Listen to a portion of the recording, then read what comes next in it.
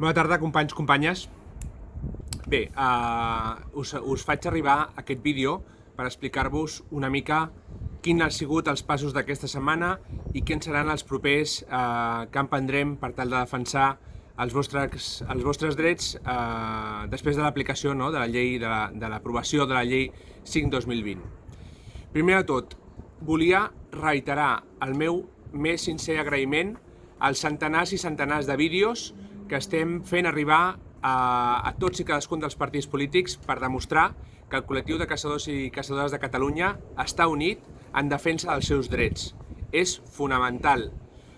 Molts dels contactes polítics que hem tingut amb consells comarcals, amb diputacions, amb partits polítics, han sigut perquè vosaltres us heu mogut, perquè vosaltres ho heu facilitat.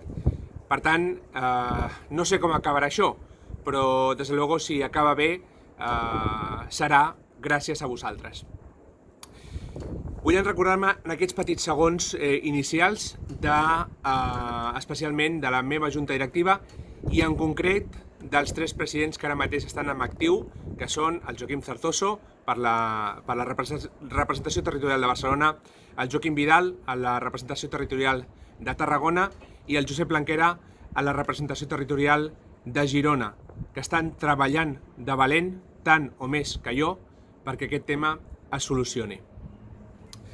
Mireu, des de la Federació Catalana de Caça estem treballant en tres àmbits, en tres línies d'actuació. Una, sensibilitzar els partits polítics de la nostra problemàtica. I és perquè volem polititzar la federació?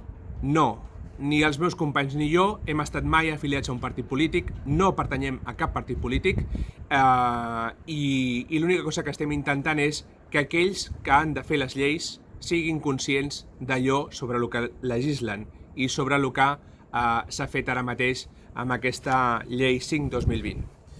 Dos, estem treballant amb el govern de la Generalitat de manera que puguem arribar a un acord quan més aviat millor per frenar els efectes de les sancions incloses en la llei 5/2020.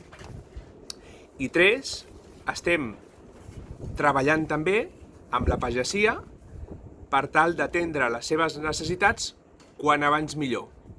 M'explico. En el punt 1, com us diem, sensibilitzar els partits polítics de la nostra problemàtica, que sapigueu que ens hem posat en contacte amb tots els partits polítics del nostre arc parlamentari per explicar-li un a un quina és la nostra problemàtica. Us haig de dir que la resposta no podria ser millor. Amb tots, de fet, dos partits polítics, PSOE i Ciutadans, ja han entrat requeriments al Parlament de Catalunya per, d'alguna manera, demanar explicacions de com s'ha tirat endavant aquesta llei 5/2020. Ens hem reunit amb Junts per Catalunya, ens hem reunit amb Ciutadans, ens hem reunit amb PSOE, estem esperant la trucada d'Esquerra, estem esperant la trucada d'Unides Podemos, estem esperant la trucada de PP, però òbviament ja estan iniciats els contactes també amb aquests partits polítics perquè això sigui possible. A partir d'aquí, a la segona línia d'actuació, treballar amb el govern de la Generalitat. Com sabeu, dijous passat vam tenir una reunió amb la Conselleria d'Agricultura, en la que també hi era el director general, i us haig de dir que hi va haver-hi molt bona predisposició per trobar un acord. Mireu, el fet de que estiguem com estem no és responsabilitat dels caçadors i caçadores de Catalunya. De fet, la Generalitat de Catalunya no pot justificar l'actualització de les sancions dient-nos que feia 50 anys que no s'apujaven, perquè des de la publicació de l'Estatut de Catalunya, des de l'Estatut d'Autonomia, des del 1979, el govern de la Generalitat té competència plena per poder fer una llei de caça. Llei de caça que el propi col·lectiu de caçadors i caçadores de Catalunya hem intentat tirar endavant, hem intentat apostar i sabeu que, de fet, es van iniciar fa un parell d'anys algunes reunions, però han quedat amb això.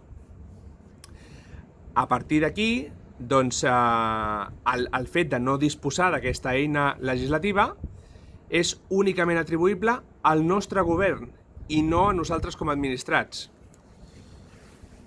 Des de la Federació Catalana de Caça no ens suposem a una actualització de les sancions. De fet, creiem convenient actualitzar totes les sancions i, sobretot, de manera especial, aquelles que fan referència a furtivisme i a maltractament animal. No estem d'acord entre el que s'ha creat amb aquesta publicació de la llei 5/2020, una desproporció entre les quanties que se'ns imposen i els fets sancionables. M'explico. El fet de no disposar d'una llei pròpia, com la resta de comunitats autònomes d'Espanya, les infraccions estan regulades, en el nostre cas, a Catalunya, per la llei de 1970. I l'actualització de les sancions s'ha fet sense tenir en compte ni els fets ni la qualificació dels mateixos, com a molt greus, greus, menys greus i lleus. Per exemple, el no disposar d'una assegurança d'RC és considerat per la llei de 1970 com una infracció lleu i comporta una sanció de 60 euros. I fer ús d'una arma, que significa, la llei del 1970 ho diu expressament, que és simplement portar-la desenfundada i carregada, per tant, una arma a l'ombro amb una zona de seguretat, està considerat com una sanció, com un fet greu, molt greu, de fet, i això comporta que ara mateix amb aquesta publicació de la llei 5/2020 això comporti sancions que comencen des dels 3.000 euros. Òbviament, això no té cap sentit. Vull dir, ni no tenir una assegurança de responsabilitat civil pot ser sancionat amb una multa de 60 euros. De fet, considerem que és una sanció que hauria de ser molt greu, ni portar una escopeta a l'ombro amb un camí de terra, doncs, òbviament, ha de ser considerat com una infracció molt greu. Aquí em vull aturar perquè amb algun comunicat d'alguna organització agrària que se'ns demana que actuem ja sí o sí, tot i l'aplicació d'aquest règim sancionador promulgat per la llei 5/2020, sabeu tots i saben les organitzacions agràries que avui, per actuar entre camps d'arbres fruiters, doncs òbviament no s'està disparant els conills entremig dels arbres, sinó que s'està disparant a les zones netes i moltes vegades als camins.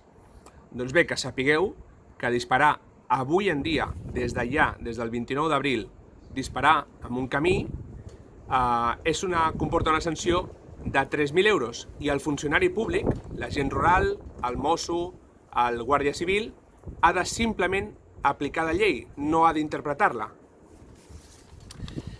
Estem, per tant, treballant amb l'administració pública i els partits polítics per buscar la millor manera de frenar aquesta problemàtica sorgida amb la publicació d'aquesta llei 5/2020, com us deia, i que els caçadors i caçadores de Catalunya, tots, federats i no federats, però especialment els federats, no es vegin afectats. No ens oblidem tampoc que hi ha tota una sèrie d'infraccions que atenten contra la pràctica de la caça amb gossos. Tot el que fa referència a territori i sostenibilitat en quant a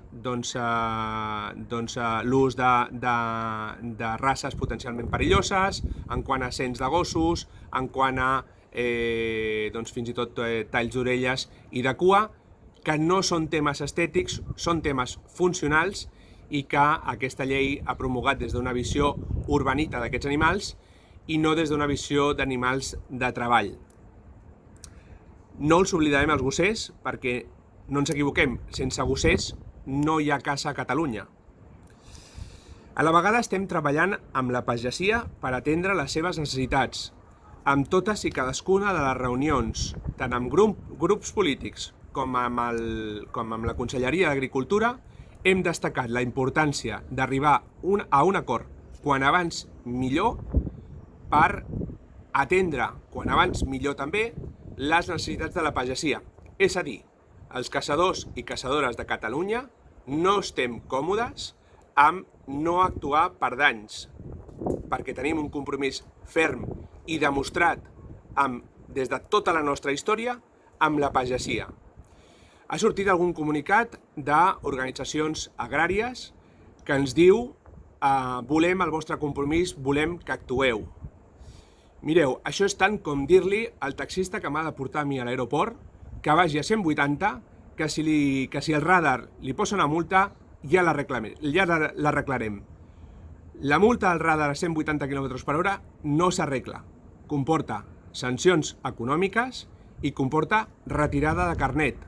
En el nostre cas, caçar amb un camí comporta sancions que van des de 3.000 euros i amb inhabilitacions de 2 a 5 anys.